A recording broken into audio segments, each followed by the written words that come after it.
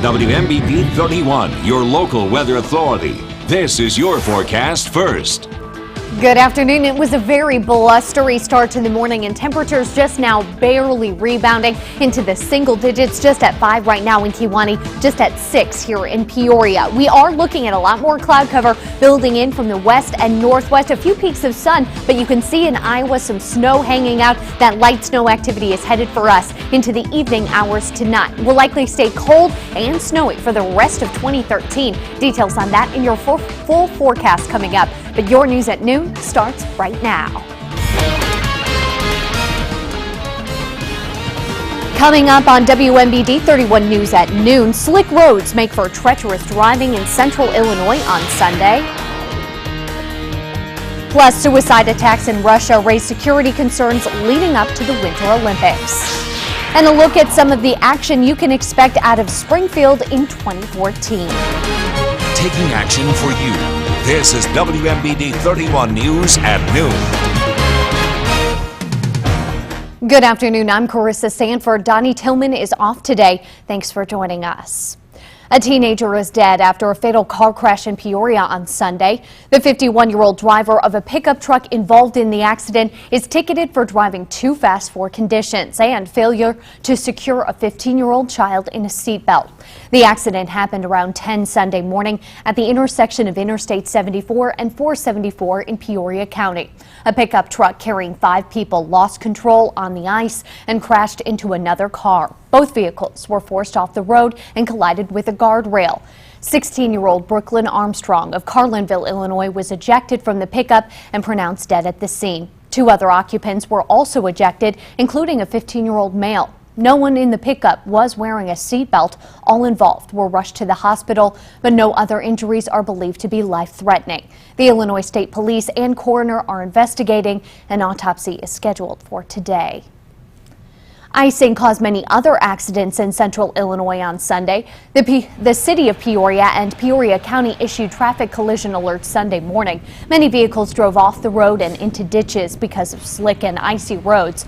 Multiple accidents happened on the interstate as well. The collision alerts were eventually lifted late Sunday night.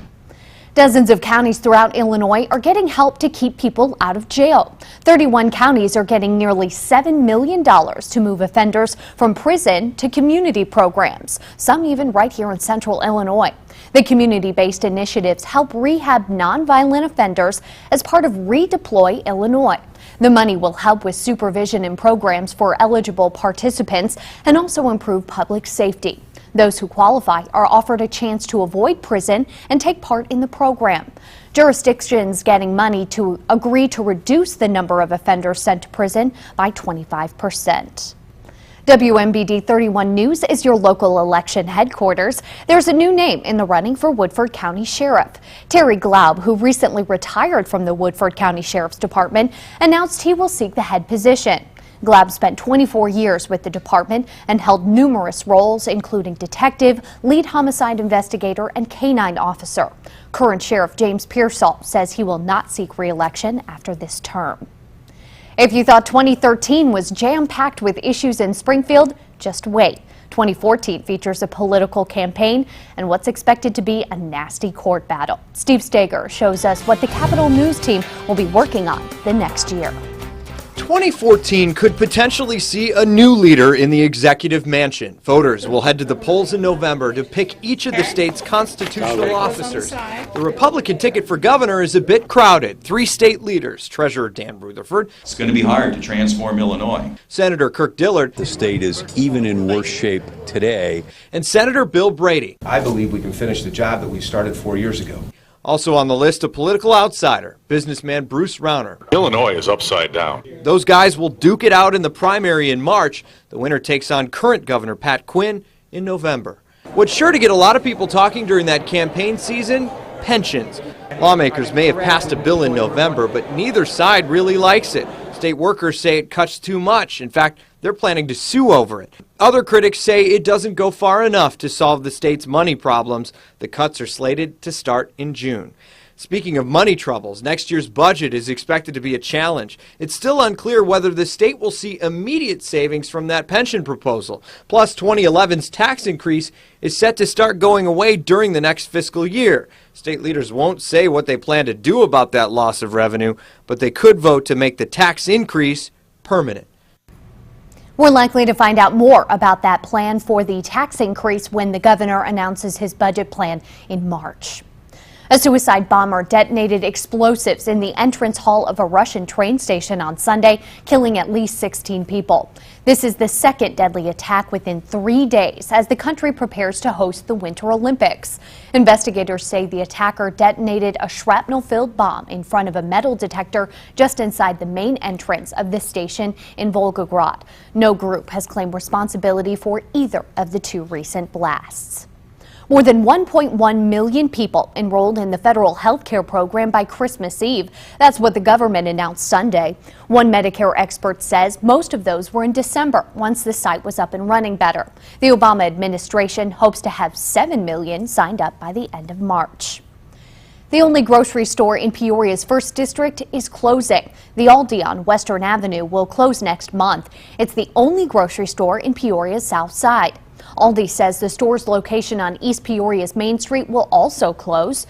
Jobs will transfer to other locations in the area, including a new spot that will soon open in East Peoria's Levy District. But Southside residents say the closing will really hurt the community. People have to go up the hill and travel, and a lot of people, you know what I mean, can't make it there. Just like a lot of people don't have no cars. So that's just excess pressure, excess burden on people. The locations on Western and on Main Street in East Peoria will close on January 23rd. The Levy District location will then open the next day on January 24th. The holidays are coming to a close, and if you're thinking about taking down the Christmas decorations, here are a few guidelines. Peoria Disposal Company is collecting Christmas trees. They will be picked up on your normal collection day. PDC does ask that trees are bagged and placed at the curb before 6 a.m. If your tree is large, it should be cut so that pieces are no bigger than 5 feet. If you're not quite ready for the Christmas season to end, you can still catch a holiday staple in East Peoria. Photojournalist Scott Props shows us how the holiday spirit is lighting up the night sky, literally. Hi.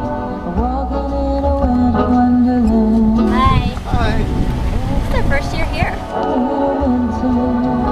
Well, we came to look at the lights. We heard a lot about it from so many people. We're actually from Davenport, Iowa. Rudolph the red-nosed reindeer had a very shiny nose. We have 3 grandchildren visiting, and we thought they would enjoy it. Oh, everything is gorgeous. All of the other reindeer. The little skiers that were going down the slope back there were pretty impressive. Folks dressed up like Eskimos. Everybody knows. I mean, nothing like this. This is fantastic. And it was so cool. We brought all of our aunts and uncles and our cousins. It's just a wonderful display, and it's just unbelievable. Volunteers say the light show could even put the Grinch in the holiday spirit, but time is running out to catch the 30th Annual Festival of Lights Holiday Light Show. It ends tomorrow, December 31st. Coming up tonight on WMBD 31 News at 5 and 6, it's the countdown to the countdown. We check in with the Pere Marquette to see how they're preparing for a big New Year's Eve bash. And a new year means new laws. What you need to know about the rules of the road starting January 1st. Plus, heating and cooling experts let us know how to keep furnaces in tip-top shape in the bitter cold. Those stories and more when you join us at 5 and 6. Bitter cold is settling in for the start of our work week. Here's a live look in Galesburg. While we warm up in time for the end of the year, your full forecast when we come back.